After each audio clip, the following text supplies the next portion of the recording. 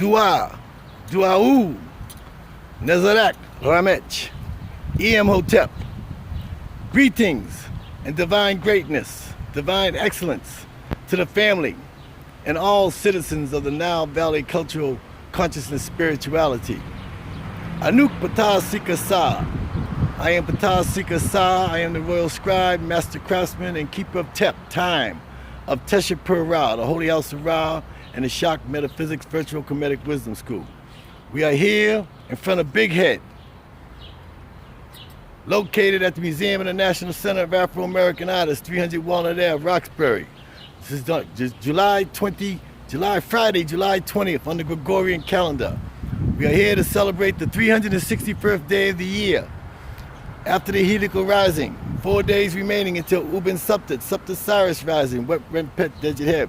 We are here at the Museum in the National Center of Afro-American Artists, 300 Walnut Ave, Roxbury, the Royal Burial Chamber of Nfr-Msu-Hrw, to celebrate the Nfr-Tua Msu-Hrw, the day that the Earth gods were born. In scholarship, you may know them as the Apagamour days, or the 5 extra days that are added on to the end of the calendar. On these 5 days are the days of the Earth Neterus, Heru-ur, Asar, Unefa, Kentiamenti, Sut, or Set, Ast, Mut, Patnataru, Patnabu, and Nebhet. Today is the birthday of Heru-ur, so we are here to celebrate the rising of Cyrus, Ubn-Spdt.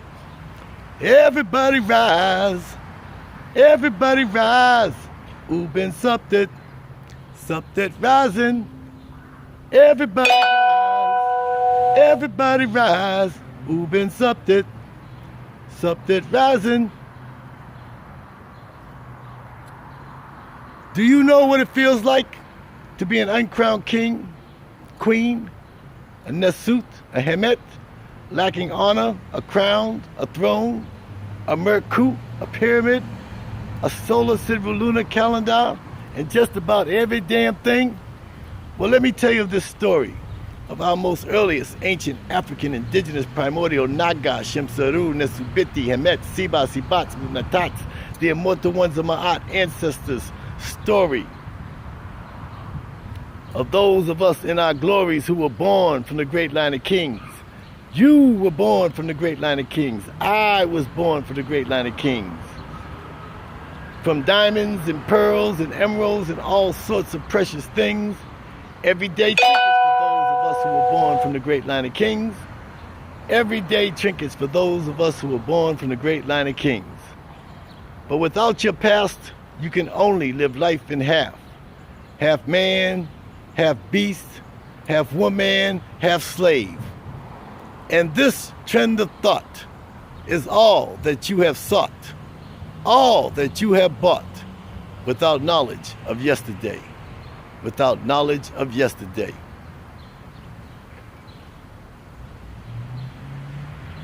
Many are the mysteries concerning the universe and the A.F.N.K, life that is found within it. This is also true regarding the theories, laws that govern them. Who am I? Where do I come from? Why am I here? And where am I going? All the known and unknown forces of the universe are of one origin. Necessity becomes the order by which these forces reveal themselves. Existence demands that energy be spent. Existence is realized by the expansion of energy that must have a source. In the case of our universe, A.F.N.K, life is always associated to heat and movement. But the energy that drives the entire universe is of the direct result of the self-creation of RA-NB-UR-TCHHR-RA, radiation, which produces the anomalies of expansion, attraction, and repulsion, along with the phenomenons of heat and movement. Dua, Dua-U, Panata Pupamaat, A.F.N.K was dejet, A.F.N.K uja seneb, Ubn-Spdt Pandabu Maati, rising always in divine excellence with Maát, all day, every day. The knowledge of the stars is evident in the Tp-Tua Maát. And you, fortunate listeners here today, will soon come to the realization that this understanding was omitted in the development of calendars of other cultures. In this text, I have mentioned a few, and will now elaborate on those other calendars and reintroduce to you the Hrw-Ur Maát, the ancient African indigenous primordial Asarian solar civil lunar calendar in the Nfr-Msu-Hrw star timeline. According to the New Book of Knowledge, a calendar is a system for keeping track of time. It is a kind of clock for the entire year. While the clock measures seconds, minutes, and hours of the day, a calendar measures the days, weeks, and months of the year. This is the accepted definition of a calendar. However, in ancient Tameri, Tanisha, Nfr-Msu-Hrw, Nu-Khmt, Naga-Khmt, the calendar is a seasonal time chart that was regulated and observed by understanding the precession of the stars. From a section entitled How the Modern Western Calendar Measures Time, the basic units of a calendar are day, week, month, and year. Our modern day calendar has 365 days, divided into 12 months as well as 52 weeks with one extra day. Each week has 7 days.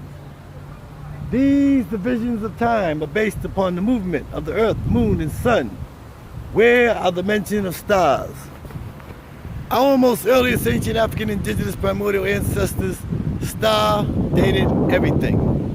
In the temple of Heru-ur that was discovered by Napoleon's General de Saxe during the French intervention of African Egypt in 1798 AD, inside on a ceiling in an upper room, they found the zodiac of Dendra, starting with the sign of the lion, Leo, during the spring equinox. This circular zodiac indicates a celestial alignment that occurred over 38,000 years ago, making it the oldest and most complete of any astronomical charts ever found on the earth. This zodiac of 12 astrological signs, written in an African dialect, demonstrates that it was a gift of superior black minds. It supersedes accepted concepts that suggest that the Chaldeans or Babylonians were the originators of astrology and astronomy, and or that zodiac with its Latin names were the result of Roman. Remember, zodiac in Latin means zoo. That famous gap always presents itself. Well, let me reassure you today, right now, that 38,000 years ago, there was no Europe or Rome, and there were no Hebrews or Greeks nor Babylonians. The zodiac can be observed inside the square center of the Hrw-Ur ancient Asarian solar civil lunar calendar. The alignment also indicates a time when the star Sopdet Sirius rose cosmically with Ra, our sun, under the sign of the great year Pisces. This helical rising of two kindred stars occurs every 1,461 years and was in unison with the Apagamo days, or ancient Egyptian New Year's, and was known as the symbolic year, or year of years. Now, here was an ideal model of a 38,000-year-old calendar that was in perfect alignment with the stars, and it also was rejected. Why? Let us examine the information that is and was available.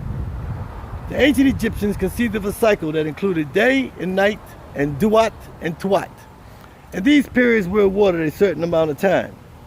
In the modern calendar, this cycle is called a day, the amount of time it takes the sun to rise, set, and then rise again. Each day includes a period of sunlight and darkness that is determined by the rotation of the earth and the position of the sun. The ancient Egyptians, of course, they gave names to these days, and this practice is still continued. In early calendars, a month was the amount of time it took for the moon to complete its orbit and undergo its cycles, recalling the very early calendars that were based upon the cycles of the moon, where each cycle takes 29.5 days. Compiling a calendar of 12 months would result in a year that is only 354 days long. The Romans, they had 10 months in the early calendar, which ended in the month of Dise, 10, which had the shortest of years. If we add 13, we arrive at 383.5 days. There is no correct solution if the moon is the principal inspiration. Today it is known that it takes 365 days, 5 hours, 48 minutes, and 46 seconds for the Earth to complete a revolution of the sun, which designates a year. This created a problem of what to do with the extra 5 hours, 48 minutes, and 46 seconds. How could the extra time be taken into account? The European answer was leap year. To make up the extra time, 1 day is added to the calendar every 4 years. Because of this, many uncertainties have occurred, causing other cultures to create or retain their own calendar. From the zodiac, such as the one found in Dendra, the ancient Egyptians formulated the 10-month solar calendar. This understanding is reflected within the Rasarian solar calendar, which introduces itself as a star chart that is derived from our most earliest ancient African indigenous primordial ancestors' concept of time and space. It would seem that a calendar can only be the result of celestial movement, be it moon or stars. It would please me very much at this time that if everybody listening here today, because there's nobody around me right now, if everybody that is listening here today would consider this premeditation for a calendar. In the vernacular, outer space was the timeless void of darkness before the introduction of the light. Ra was the light, and as the light moved within the void, time was introduced. Our sun is a member of a trinity of suns that played major roles in the development of our quadrant of stars, planet, moons, and life forms. The word was given, and the three stars began to move apart from one another. Their names are Ra, Osiris, and Alcyone. As this separation occurred, the surface of each became lessened by great masses of viscous matter that seemed to escape into space, only to be captured by the gravitational pull of its inceptor. These three stars highlight much of what it is that we see today as we gaze upward and outward. Our view is restricted only by the natural alignment of our Earth and our northern hemisphere. From these bodies of light comes the makings of our zodiac, our solar system, and all the visible constellations. With this natural order as their grid, the 10-month solar calendar was fashioned. Our solar system has 10 heavenly bodies, 1 sun and 9 planets. Thus they factored together a calendar of 10 months, each consisting of 36 days, 4 weeks in a month, 9 days in a week. They developed a system of 60 seconds to a minute and 60 minutes to an hour. This was done by adding the 12 miles a second it takes the sun to travel around Alcyone.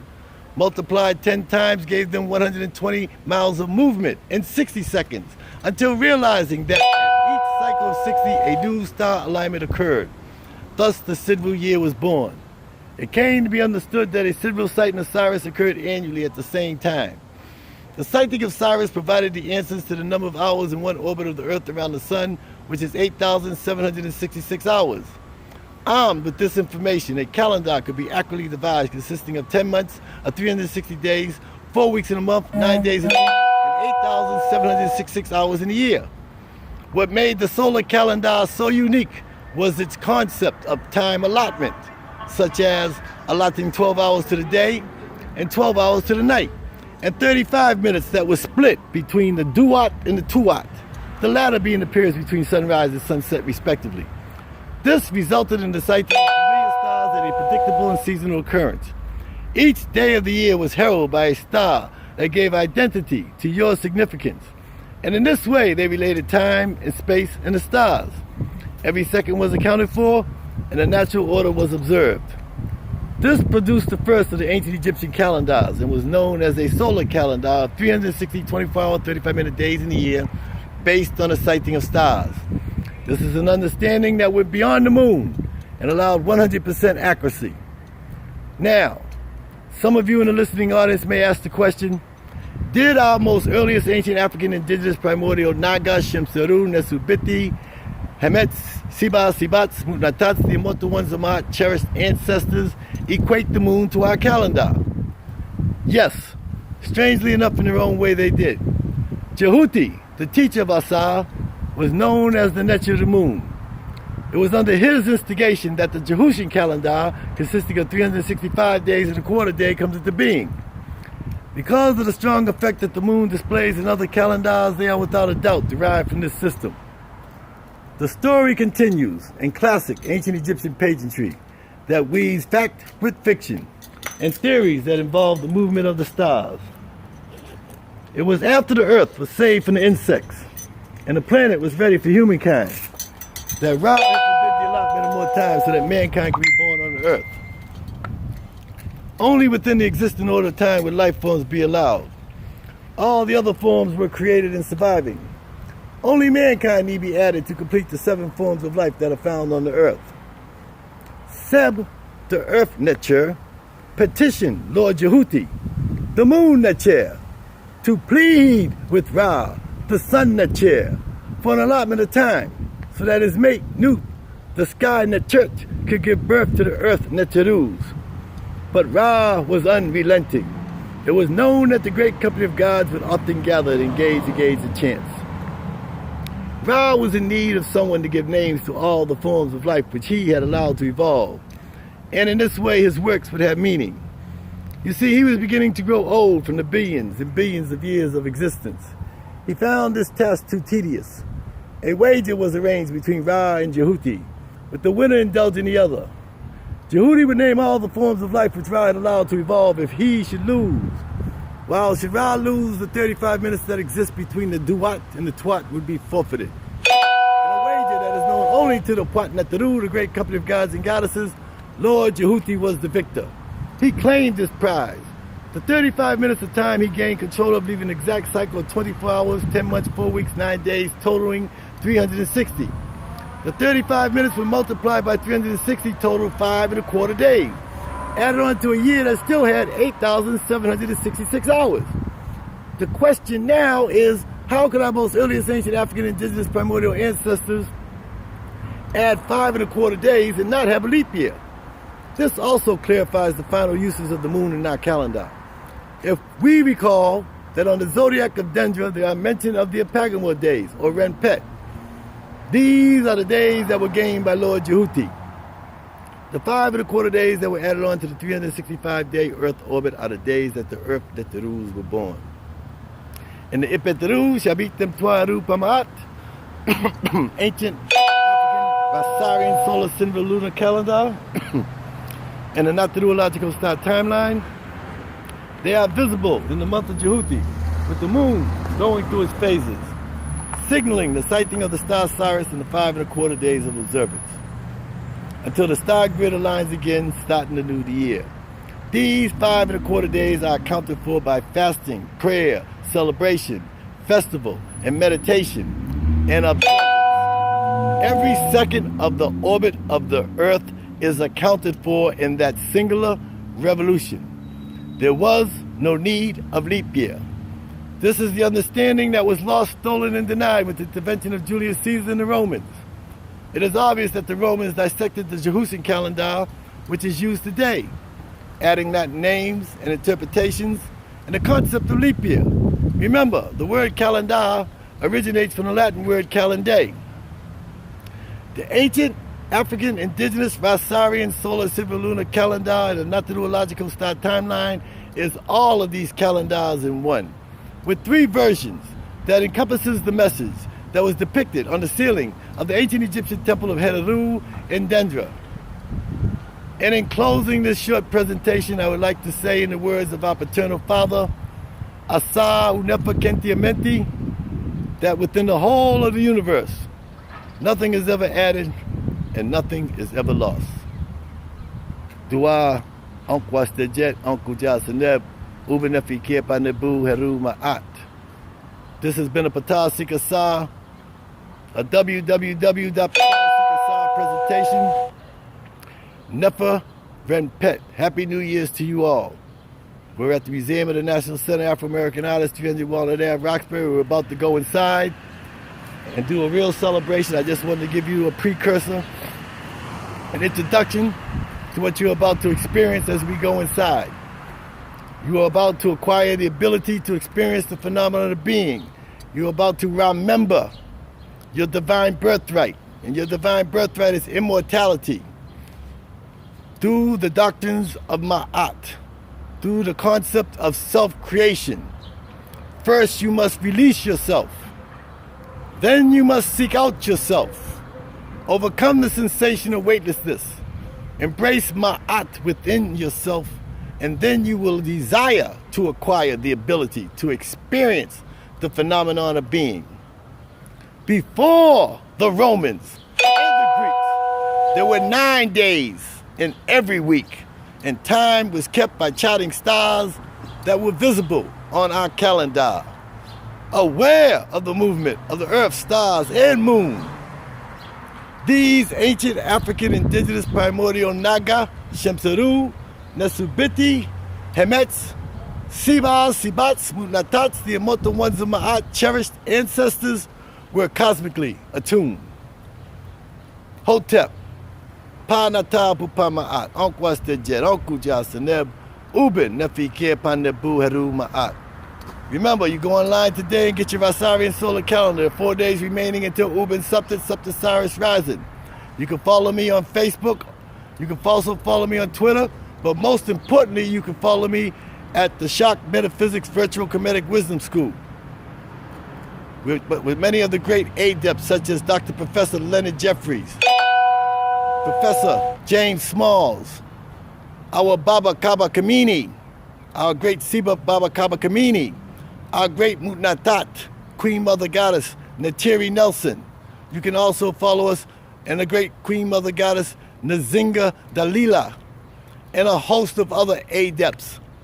Craig Samuels is also, Siba Craig Samuels, and there's a host. There are many Sibas and Sibas that you can find on the Shock Metaphysics Virtual Comedic Wisdom School. Please go to Facebook and follow Philip Shock Matthews and follow the links to the Shock Metaphysics Virtual Comedic Wisdom School. We're about to go inside the tomb room right now, so Atunra Hotep.